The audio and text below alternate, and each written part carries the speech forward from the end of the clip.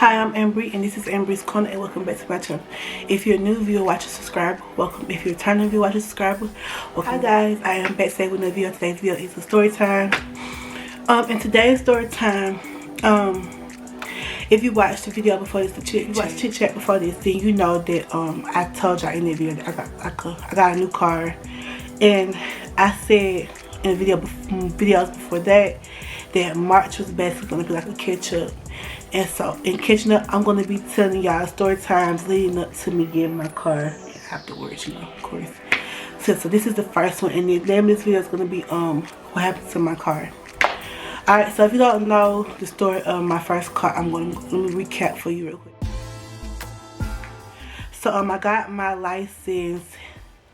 I got my license permit right before COVID hit. I mean, right, like literally right 6 months before COVID was even a thing. I got my license permit right before COVID hit. When I got my license permit, it took me a while to get my license permit. Yeah, I mean a long while. So if y'all haven't seen how I got my license, video, go watch it. That explains that part. So then I get my license. Well, I think I maybe had my license a month, and that happened, and Kemp reneged on the letting people go get their license without taking the test, and he said that, I never intended for you to just go get them and not ever have to take a test. So we had to September, the end of September, I think the 30th of September, to have taken the test, to taking the driver's test and passed it, or our license that we got before would be expired, and it wouldn't be a usable driver's license. It'd be an expired one. So I freaked out a little bit when that happened. I was like, I'm not prepared to take the test. Like, I hadn't really been driving like myself.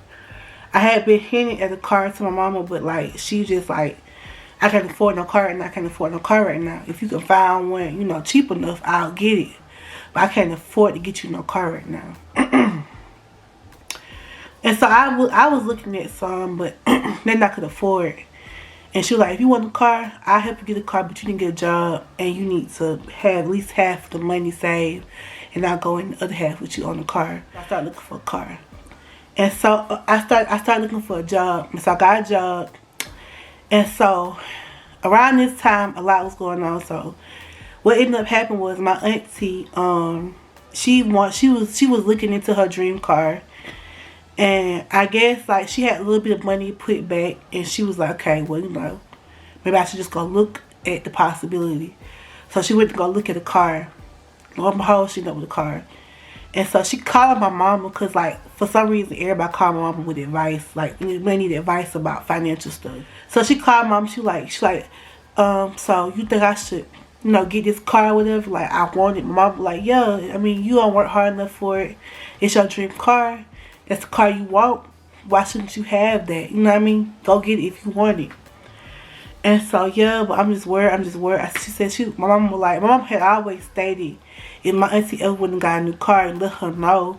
Because she would buy her old car off for her, for me. She always thought that would be like the perfect, like, little starter car for me. So, bam. My auntie was going to trade that car in and get a whole new car. But they wasn't going to give her as much as she thought for the car. They were only going to give her $1,000. And so my mama like, so how much they going to give you for the car? And she was like, $1,000. And so she said, they're going to be all you get for it. She like, yeah. She said, Mama, I'll give you that. She said, I'll give you $1,000. You give me the car, I'll give you $1,000. Like that. She said, you sure? She said, yeah. She said, that's how much it's worth, right? I'll give you $1,000. And you could use it towards your down payment. And bam. She said, okay. So my auntie was like, okay. When they came back, at first they weren't going to get the car, but when they came back, they offered her the same thing my mama was going to get her for it. And she's like, never mind. My sister going to buy it for me for $1,000, just like that. Bang. My mom was like, oh, I think you got a car, yeah. I said, what you talking about? Auntie up there getting her a new car.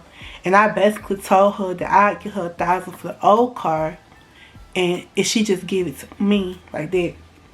So that happened. Boom, I have a car. My car lasts for about a year. I had the car for about a year, and it was a good little car. But like towards like the middle of the second year I had it, I started having like issues. Like I remember one day I was driving to work, and it was smoking out the back. And I knew something was up because like it wasn't picking up. Anytime I tried to like pick up speed on certain roads, it would like shake and act like it act like it was gonna go out on me. And then it started smoking. It smoked all the way to work. It smoked. I pulled to the back of the place I work. And I was okay. Well, let me just get out and see what's going on. So I look, and I mean, it's smoking. I'm like literally staring at my car through the rearview mirror, looking at my car like smoke. I thought it was on fire at first, but I didn't see no fire. I just saw smoke. So when I got to work, I was like down the street from my job when it started. I called Mom. I said, Mom, my car is smoking like crazy. The thing about my car was like, we never really did get that car looked at. That was an old car. If you know what my last car was a Ford Fusion. It was a 2006 Ford Fusion. It was black. That was my very first car. We kept maintenance up on the car just because we knew it was an old car. So I went and got oil changes regularly. I made that a thing. I got oil changes regularly. Anytime something wrong, I was the first to call and go get checked up on, because I knew it was an old car. The main purpose for the car was just to get me driving, because like I said, I really wasn't driving when I got my license, because I didn't have nothing to drive. My mom had a stick at the time, and she was trying to teach me how to drive a stick. But it is nothing like being able to like say you can drive. Like I couldn't drive on the road yet, because the stick, although the stick was dependable, I couldn't drive it well enough to be on the road with it. And my mama plan for that car was just to get me on the road, get me driving, get me comfortable with being out on the road.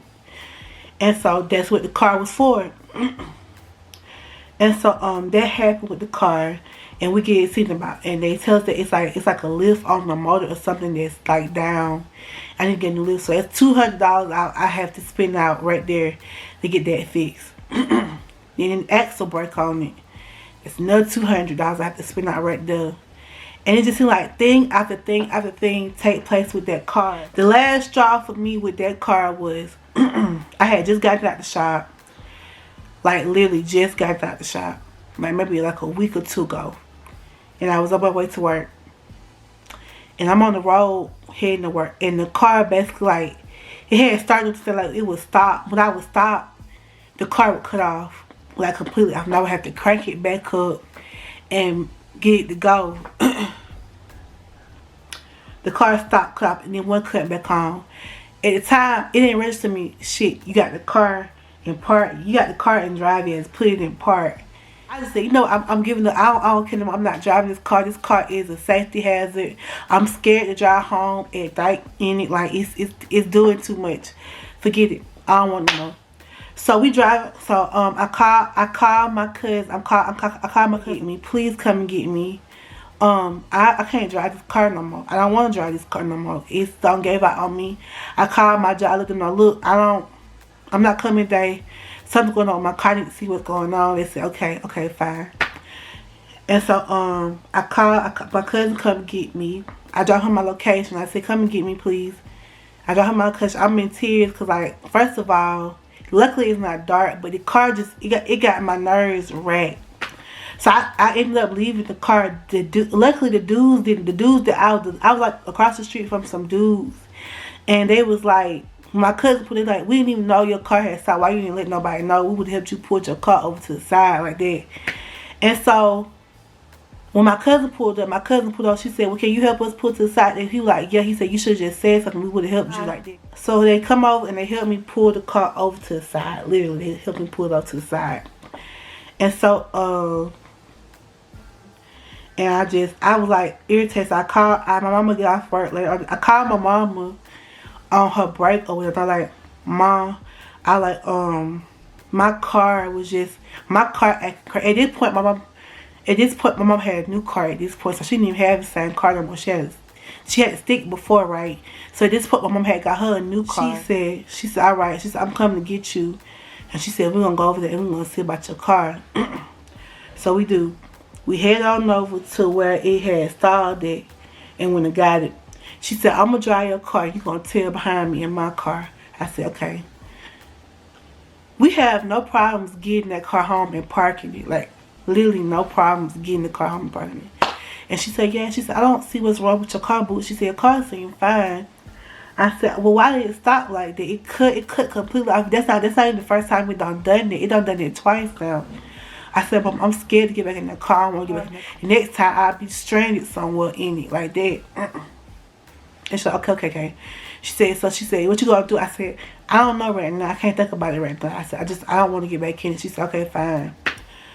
So then I'm basically carless because I'm scared to drive that car. There was a couple times where I was like, maybe I should just drive it because I ain't got anything else, and I need to be able to get around like that. And so I was like, nah. I was taking cabs. I was catching rides wherever I could. So the car sit for about, I want to say half a year. The car sit there, and it had a full tank of gas and everything. It was funny. The car sit for about, we live in an apartment complex, so like if the car sit there too long, they're gonna say something. And we was just waiting on them to say something to us, but we was already like plotting what we was gonna do about the car. So my mom had my uncle come over and look at the car. One of my uncles is like, he a mechanic. He can fix cars. He can basically fix anything. He a mechanic. We had him come over look at it. And he actually said that it sounds like maybe it's like the timing chain, or it's the timing belt. I forget, timing chain, timing belt, or it could be the motor. I mean the transmission going out in it. Either way, the timing chain or the transmission, that was gonna be some money. Like I think the transmission itself is gonna be about $1,000 to get that fixed. I'm not finna do that kind of money in a used car. The car, we didn't even expect the car to go as long as it did. The fact that it did was a blessing in disguise. Like, we didn't even expect it to go that long. Not to mention, when I got the car, I had just gotten a job. So you see how God works, right? And then, so some months go by, me and my mom talking. I said, so what we gonna do about the car? She said, I don't know. She said, what you want to do? She was telling me, like, when she got rid of her stick, her little gray car, she called, like, she found, like, some kind of, like, towing company or trash company, and they come and collect it, and they'll pay you for the car, and they just use the car and sell it off for parts, just like that. I said, oh, that's the idea.